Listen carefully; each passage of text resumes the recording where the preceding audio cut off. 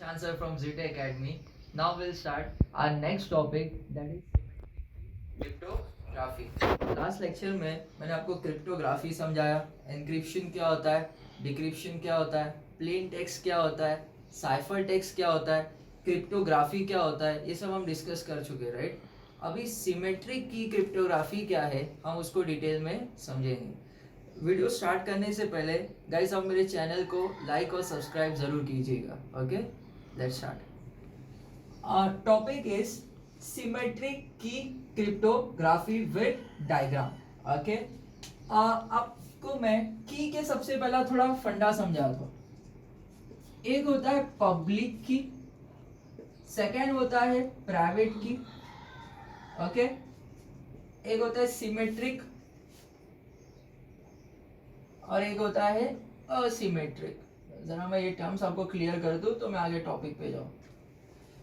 Public की ऐसी की है जो यूजर की है और वो सभी यूजर के पास है, सभी यूजर को पता है।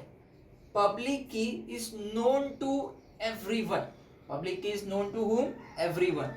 प्राइवेट की सिर्फ यूजर के पास है, वो किसी और से शेयर नहीं करता, दैट इज कॉल्ड प्राइवेट की।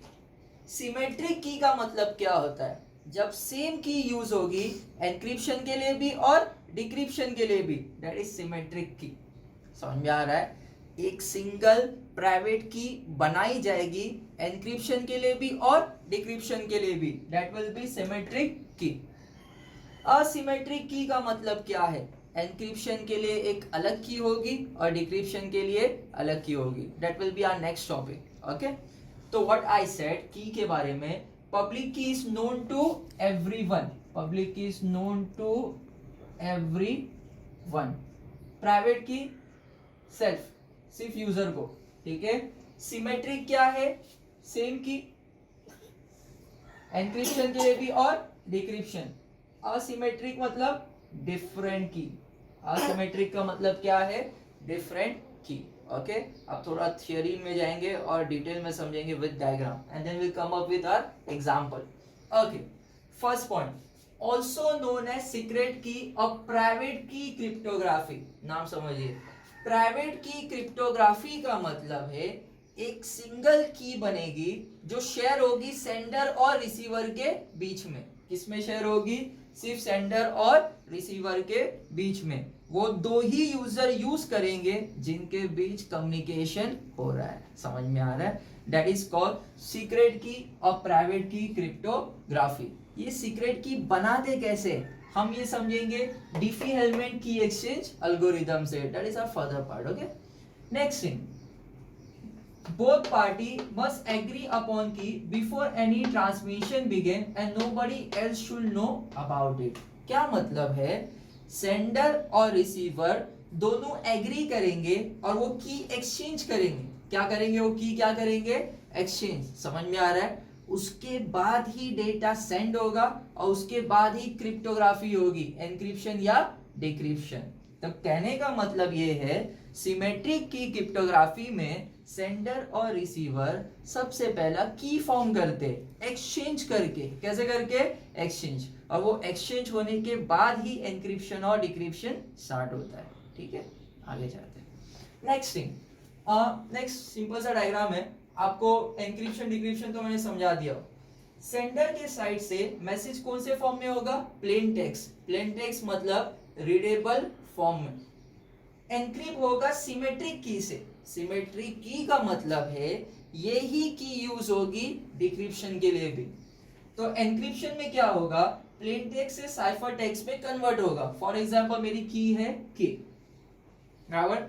अब वही मैसेज साइफर टेक्स्ट में गया अनरीडेबल फॉर्म में, ठीक है। प्लेन टेक्स्ट कौन से फॉर्म में होता है? रीडेबल फॉर्म में। गाइस अगर आपको ये टॉपिक्स क्लियर नहीं है तो मेरी प्रीवियस वीडियो को ये रिफर करना। ओके, तो ये प्लेन टेक्स्ट से किस में कन्वर्ट होगा? अनरीडेबल फॉर्म में। नेटवर्क में गया, अगर इधर अटैकर है भी तो अटैकर उसको रीड नहीं कर पाएगा। समझ में आ रहा है? अब इधर किसके पास साइफर टेक्स्ट है, यहाँ से डिक्रिप्ट हुआ ये किससे? कौन सी की से? सिमेट्रिक की के। देखो नोटिस कीजिए, सेम की के यूज हो रही है एनक्रिप्शन के लिए भी और डिक्रिप्शन के लिए भी। For both process we have the same key के, जिस पे दोनों यूजर एलिस और बॉब ने एग्री किया है, समझ में आ रहा है? ओके, सेंटर के साइड से क्या होगा नेटवर्क में? एनक्रिप्शन, बराबर, एनक्रिप्ट होके ही नेटवर्क में डेटा पास होगा, बराबर। और रिसीवर के साइड से क्या होगा? डिक्रिप्शन। ओके, एनक्रिप्शन का मतलब होता है मैसेज को अनरीडेबल फॉर्म में कन्वर्ट करना ताकि अटैकर समझ नहीं पाए। डिक्रिप्शन का मतलब होता है मैसेज को रीडेबल फॉर्म में कन्वर्ट करना ताकि रिसीवर समझ पाए। ठीक है, विल मूव फर्दर। हम पहले डिसएडवांटेज में नहीं जाएंगे, हम पहले समझेंगे कि की सिमेट्रिक की बनाते कैसे। Okay, so we have a algorithm that is called Diffie Hellman key exchange algorithm. इधर दो पर्सन है, दो यूजर्स है, एलिस और Bob. Alice is your sender और बॉब इज रिसीवर। सबसे पहला ये दोनों एक बड़ा प्राइमरी नंबर डिसाइड करेंगे, सॉरी प्राइम नंबर डिसाइड करेंगे। ओके, जैसे वेरिएबल p में मैंने प्राइम नंबर डिसाइड किया 23 और g में डिसाइड किया 5। तो ये दो prime number p equal to 23, g equal to 5 Alice को भी पता होगा और बॉब को भी पता होगा। समझ में आ रहा है? It has to be large prime number like 5, 7, okay, 13। Next, Alice choose a secret integer a equal to 4। सुनिए, जो a इक्वल टू 4 है ना, ये सीक्रेट है, ये वो बॉब से शेयर नहीं करेगी। कौन नहीं शेयर करेगी? एलिस। ओके, अब एलिस एक फॉर्मूले से कुछ कैलकुलेशन कर रही है, g⁻a mod of p। Mod क्या देता है? रिमाइंडर। मॉड का रिजल्ट क्या होता है? रिमाइंडर। g की वैल्यू कितनी थी? 5, बराबर। एलिस ने सीक्रेट नंबर a कितना सोचा? 4, बराबर। मॉड p, p कितना है? 23, बराबर कि नहीं? p कितना है? 23। तो 5:4 मॉड 23 करेंगे तो रिमाइंडर कितना आएगा? 4। देखो 5 फाइजा कितना होता है? 25, 25 फाइजा 125, 125 फाइजा 625। 23 से आप 625 को डिवाइड करेंगे तो आपको समझ में आएगा रिजल्ट कितना है। 23 2 जा 46, 165 बचा। ओके, 23 6 जा 23 5 जा कितना हो? 115, 26 7 जा 161। तो रिमाइंडर कितना बचा? 4। आप कैलकुलेट करके चेक कीजिएगा। ओके, तो एलिस का आंसर कितना आया? 4, है ना। एलिस ये जो रिजल्ट है a इक्वल टू 4, ये किसको भेजेगी? बॉब को।